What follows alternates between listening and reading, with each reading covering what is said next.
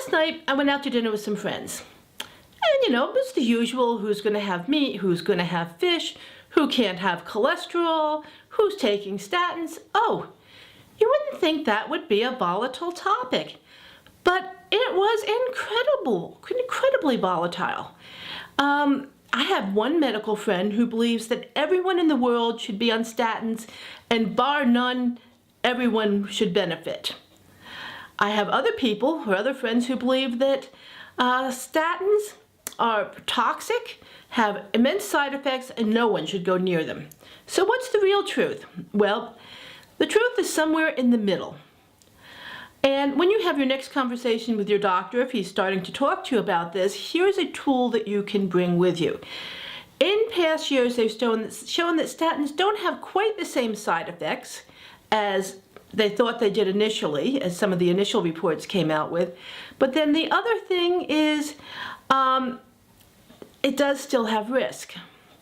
So there is a risk calculator. The Mayo Clinic has one. There are a number of different ones out there that you can use, and I'll post the link here.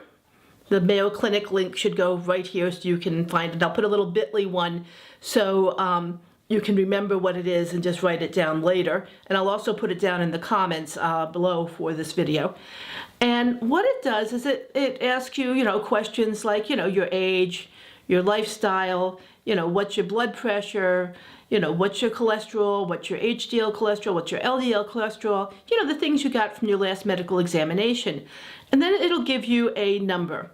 Now, if your number is above 5, you might want to talk about being on statins with your doctor. If it's above 7.5, probably likely, but I have some more stuff coming at the end of this video to consider even further, to further analyze that. Now, the next thing that's come along is that there is a calcium CT scan that you can get, a CAT scan. And it's non-invasive. It takes a picture of your heart, and it says, are there calcium deposits there? Now, I don't know how insurance is covering this right now, but it's one of the other things out there. But you may say, but there are young people with heart disease, and they don't get calcium deposits, even though they may have fatty acid deposits in their heart. What about them? Well, they have an upgrade to that, which is a calcium CAT scan angiography, in which they use the dye that they use in angiograms, which is iodine-based. Some people are allergic to it, it's not usually done, but get a little patch test or something just to make sure ahead of time. It's not usually done, but get it done somehow. Anyhow, the thing is they inject the dye, and then they do a CAT scan, and they're able to tell whether there are fatty acid deposits in the heart and in the vessels nearby, and it's a non-invasive test. They're not, doing the whole stent procedure where they go up the arm and the leg and so forth. So those are 3 things. Now, there's another thing that you should consider.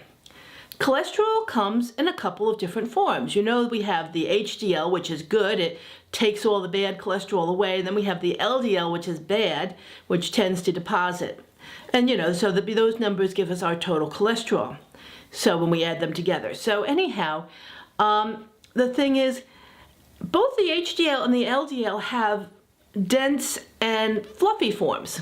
Different people have different ones. Now, the connection to what it means with the HDL isn't that well known yet, but with the LDL, it's pretty much been shown that people who have the dense form that's very tight have more deposits in their heart of plaque than those who have the fluffy form. So it might actually turn out as well. You can get a test done for this, but they need to use an ultracentrifuge. So it's not something that's in most medical labs. So, and people do get it done. I haven't had a doctor said, hey, let's do the particle size test on you yet. It's not a standard thing, but people do get it done.